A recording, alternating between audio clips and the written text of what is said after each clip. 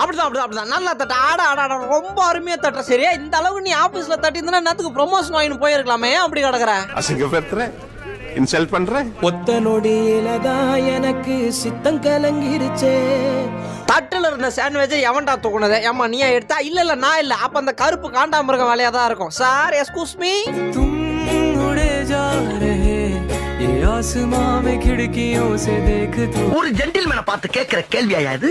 சாப்பாட்டை எடுத்துருவாளோ, எடுத்து அடிக்க போனா இவன் வேற கழுத்து மேலே உதைப்பானே. ஆனா கண்ட்ரோல் பண்ணாம இருக்க முடியல. அவ கைய வாக்கிட்டு நறுக்கி போட்டுறேன்.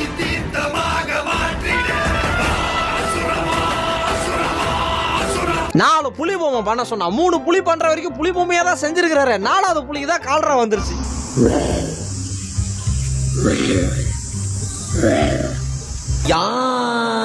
ஏங்க இவரை பார்த்தது இல்லையா? சார் கண்ணை தொடச்சிட்டு பார்த்து சொல்லுங்க.